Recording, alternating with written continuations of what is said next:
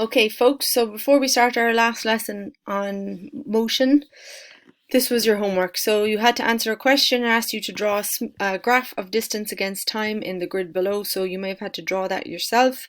And this is what it should have looked like. So it is not a straight line. It is very much a curved graph at the beginning, and then it does indeed straighten out. The question it asked you, I think, was at 3.5. Work out, please, the stone falls in 3.5 seconds. What was the distance it traveled? So in this instance, you find where 3.5 is, you go up your graph to here, and then you go across. And depending on your graph, your answer should have been 60. So it could be 64 or it could be 56. That's what this plus or minus means. So your examiner will go 64 upper, 56 lower. If you're anyway between 56 and 64, they will give you the mark. Okay, so in this next part of the question, you had to find the average speed between the second and the fourth second. So here, your time is going to be the 2 seconds, the 4 minus the 2, but you would have to have gone across here, and you would have had to have gone across here, and you would find out what the distance was. So it would be 80 minus 20 over your 2 seconds, and when you did that, it works out 30 meters per second. The last graph question, asked you, is this graph directly proportional, and what's your reason or justification for that answer? So the proper answer to this is no. The graph can only be directly proportional if it's a straight line, and as this graph is curved, it's not a straight line. This is not a directly proportional graph. In the spiral crossword, you had to do some maths. So for question 1, the answer was 10. For question 2, the answer was 12. For question 3, it was 22. For question 4, it was 320. For question 5, it was 2. For question 6, the answer was 300. For question 7, it was 42. And for question 8, it was 125. Okay, if you had any problems with those, please get in touch with me and I will see can I solve your problem. Okay, so this is our last lesson in the whole motion category, and today you are going to be determining what acceleration is, and you're going to be using what are called speed time graphs. So this needs to go into your notes. I apologize for not being underlined. Pause, write it in, and then we will go. So we have to look at acceleration here, and we're going to do this to do it. So you may have an idea in your head what acceleration is. We're going to start this. Okay, so this is drag racing in the US. If you've ever done it or watched it, it's where the cars line up, the green light goes, and whoever gets the best acceleration, so from 0 to whatever, is going to win. So if you call this guy up here number 1, 2, 3, and 4, have a look at the video when it goes, and you decide who's the winner, 1, 2, 3, or 4. Alrighty, so clearly in that one, it was the guy that was in position 3. His acceleration was pretty awesome. Okay, we'll have a look again. So it's this guy here. So watch him. He goes from 0 to whatever his top speed is, but his top speed is way better than everyone else's. Okay, so we now have something like the idea of a change in speed. We're going from 0 to something else. So I just want you to have a look at this one now for me. So this is just showing you Formula 1 cars versus top of the range BMW. You can ignore the front.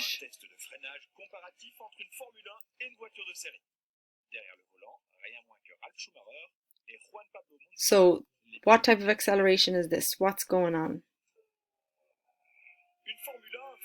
So we watch it again. So 2 cars. And now what's happening to them? Okay, they are both slowing down. So this is acceleration, but it's actually negative acceleration because they're slowing down. And F1 cars, way better brakes than top of the range regular person car. Alrighty, so it brings us to this for the little bits of our notes. So if you have to explain acceleration to somebody, you are going to say it's a change in speed, and I put in brackets here velocity because There's a possibility that the SEC may use it in a question, so we're just going to be prepared. So it's a change in speed per unit time. And if you can remember what speed was, it was distance per unit time. So my silly sentence to remember is assist. So it's a play on the word. Assist is a kind of a growth you'd get under your skin. And this is a kind of play on it. And there's two triangles and I'm giving you the choice of which one you want to use. So this one is assist, change in speed over time. So remember, my triangles always start at the bottom left, go to the top, and then the bottom right. Or if you prefer, you can use this one. You have to come up with your own stupid way to remember it. But acceleration, so change in speed is final speed minus initial speed over time. You decide. The units here for acceleration are kind of weird. They are what's called meter per second per second. And the reason that is because up here it's meter per second and you're dividing it by seconds, so you have to include that in. So this is the change in speed time and this is the time. And that can be written like this. So meters divided by seconds squared. Okay, so pause now and make sure you write these into your notes. And again, pick whichever triangle suits you better. Okay, so now you're going to try. So we have here a question. Train changed speeds from 12 meters per second to 27 meters per second in 30 seconds. What was the acceleration? So when you read the question, you have to figure out which is the final speed. So in this instance, this is the final speed, which must make this the initial speed. Okay, because it changed to this. So I would take 27, take away 12, and my time element is the 30 seconds over here. And when I do that piece of maths, I get 15 over 30, and finally I get 0.5 meters per second squared. Okay, we're going to try another one. So a car has a speed of 20 meters per second. 10 seconds later, it has a speed of 50 meters per second. What was the acceleration? So pause now and have a look and decide what's the final speed, what's the initial speed, which is the time.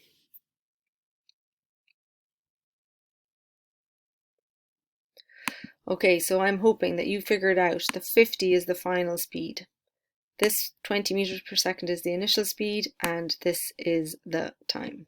So 50 take away 20 divided by 10 should have given you 30 divided by 10, which gives you 3 meters per second or 3 meters per second squared. Okay, we have two more now that you're going to try for me. So I'm going to pause and we're going to let you do it. Okay, so in this question, 27 meters per second was the final, 9 meters per second was the initial, and 6 seconds was the time. So 27, take away 9 divided by 6 should give you 3 meters per second squared. So give yourself a tick if you got that. And in the next one, a car traveling at 40 meters per second takes 8 seconds to come to a complete stop. So if it's a complete stop, it means 0 is the final speed. So 0 take away 40 because this was the initial, and divided by 8 we get negative 5 meters per second squared. So again, give yourself a tick. So this was a deceleration. Now these graphs are very similar to the distance time graphs earlier. They may be called velocity time graphs by the SEC, but usually it's speed up here and time here, and that tells you straight away that these are acceleration, related to acceleration. So have a look at the graphs. This is A, B, C, and D. Which car is moving at constant velocity? If you had to bet my lovely mother-in-law, what do you think? Okay, so C is the one that is moving at constant velocity because the speed is not changing, or the velocity is not changing over time. It is a constant. Which car is slowing down, do we think? So I'm hoping that you have picked this one, okay, because the line is, as you increase the time, the speed is decreasing. So this is the car that is slowing down. And which car is accelerating the fastest? Well, I'm hoping that you've picked this one. And the reason is because look at this slope. So if you put a little ball up here, it's going to fall down really, really fast. Whereas if you put a little ball down here, it's going to be really, really slow. So here the slope is much steeper. This one is accelerating much, much faster. So take the time now just to draw these shapes in and write down the words that describe them below. Okay, so again, just like the distance time graphs, we can have velocity time graphs, or this could be written as speed. The units kind of give away what it is because it's meters per second. And this particular graph is saying at 4.5 seconds what would be the velocity or what would be the speed. So the arrow is already going up and across. So this is roughly 15, 16. So this is going to be 17 meters per second. So that's going to be your speed or velocity. So we're going to use this graph now to figure out some other things. So what is the velocity after 2.5 seconds?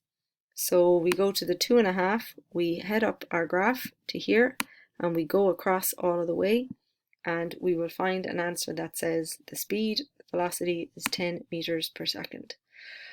So again, we have to calculate acceleration. And it's like before where we use our slope.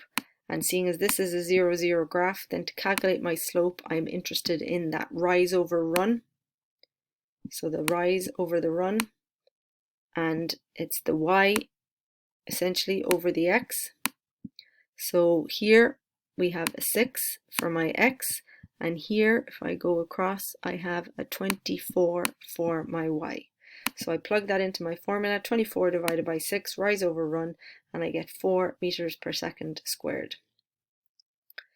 Okay, so it is a short enough lesson today. You will be happy to know. So you need to complete the annotation for the rest of the rag sheet on your notes. You need to look at page 262, question 26.16 to 26.18, and you need to make sure that they get uploaded to me. And the last thing I'm going to leave you with is the rag for this topic. So we're looking at rags 5 to 9.